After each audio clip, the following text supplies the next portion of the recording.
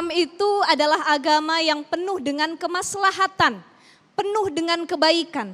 Semua diatur oleh Islam. Dari mulai bangun tidur sampai mau tidur lagi itu ada adabnya, tata caranya, doa-doanya dan proses yang harus dilalui. Begitulah Islam mengajarkan kita.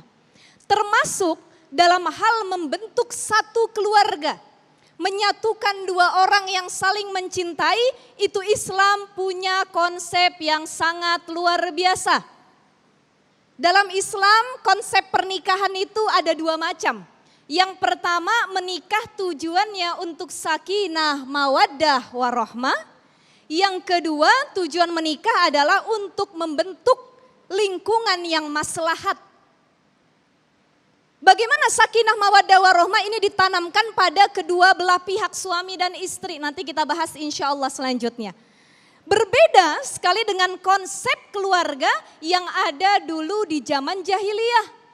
Dulu Bu, zaman jahiliyah itu kalau kata Imam Mawardi, ini disebutkan juga oleh Aisyah radhiyallahu anha, istri dari Rasulullah sallallahu alaihi wasallam, kana fil jahiliyah, ya annan nikah fil jahiliyah kana ala arba'ati anha. Dulu di zaman jahiliyah itu pernikahan ada 4 model, Pak. Ya, tapi jangan diikutin juga, udah nggak boleh. Itu zaman jahiliyah dulu.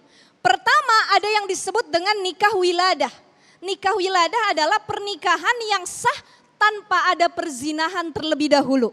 Dan Rasul itu lahir dari pernikahan wiladah.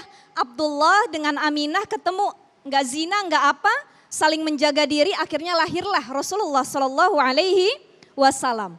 Ada yang kedua, ada yang nikahnya disebut nikah istibdo. Nikah istibdo ini adalah pernikahan yang dimulai dengan cara bertukar pasangan. Bapak punya istri, istrinya ditukar ke teman bapak. Mau apa enggak? Bagaimana keharmonisan rumah tangganya baginda Rasulullah Sallallahu Alaihi Wasallam yang bisa kita pergunakan dalam kehidupan kita sehari-hari. Yang pertama, Ibu jaga komunikasi antar pasangan. Bapak jaga komunikasi sama istri. Ibu jaga komunikasi sama suami.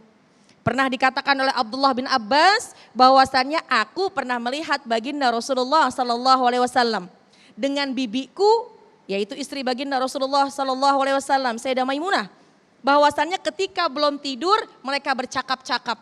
Nggak lama ketika bercakap-cakap mereka istirahat. Ternyata waktu yang paling tepat untuk berkomunikasi adalah sesaat sebelum tidur.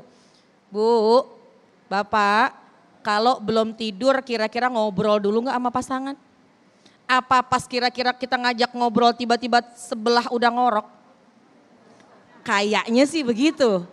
Ya, ternyata komunikasi dalam pernikahan sangat penting untuk menjaga keharmonisan dalam rumah tangga. Waktunya dicari, jangan salah waktu. Ibu ngelihat bapak pulang kerja udah capek. Banyak pertanyaan-pertanyaan, langsung disodorkan pertanyaan-pertanyaan, kurang tepat waktunya. Bapak juga begitu, ngelihat ibu lagi capek, bebenah, tapi ada pertanyaan-pertanyaan yang ingin disampaikan, lihat waktunya. Kita contoh, Sayyidah Khadijah radhiyallahu anha. Ketika pulang baginda Rasulullah sallallahu alaihi wasallam, ketakutan yang amat sangat ketika mendapatkan wahyu yang pertama, zammiluni, selimuti aku. Jutaan pertanyaan Sayyidah Khadijah, kenapa nih suamiku tercinta? Kenapa baginda Rasulullah Sallallahu Alaihi Wasallam mendapatkan hal yang semacam ini? Ketakutan yang amat sangat. Bayangkan kalau tidak ada muhasabah di dalamnya, apa yang terjadi? Yang terjadi akhirnya adalah saling menyalahkan dan mungkin saja berujung kepada perceraian. Sesuatu yang memang dibolehkan oleh Allah tapi sangat dibenci oleh Allah Subhanahu wa taala.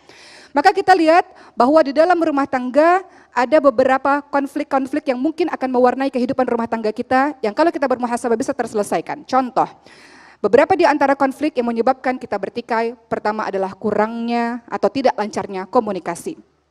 Si istri mengatakan suami saya susah diajak bicara. Suami mengatakan saya nggak cocok bicara sama istri saya. Padahal kalau saling introspeksi satu sama lain, mungkin saya kurang menjadi pendengar yang baik. Mungkin saya ketika saling berbicara, saling bermarahan satu sama lain, maka akan menjadi baik-baik saja.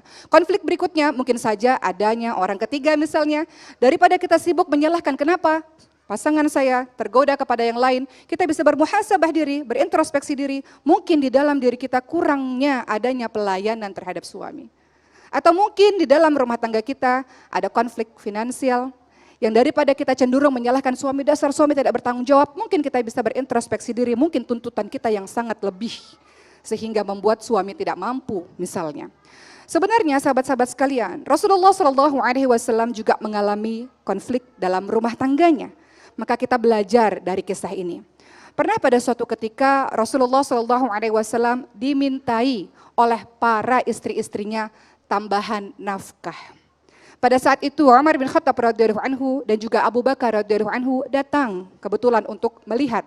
Dan ketika mengetahui hal tersebut, Abu Bakar menegur anaknya Siti Aisyah radhiyallahu anha dan Umar bin Khattab radhiyallahu anhu menegur anaknya Hafsah bahwa apa yang diminta oleh mereka kepada Rasulullah itu tidak ada pada diri Rasulullah. Mereka meminta tambahan nafkah dan Rasulullah tidak ada pada dirinya untuk bisa memberikan nafkah secara berlebih-lebihan karena Rasulullah SAW ingin para istri-istrinya hidup secara sederhana. Maka apa yang terjadi? Rasulullah memberikan waktu kepada para istri-istrinya untuk bermuhasabah.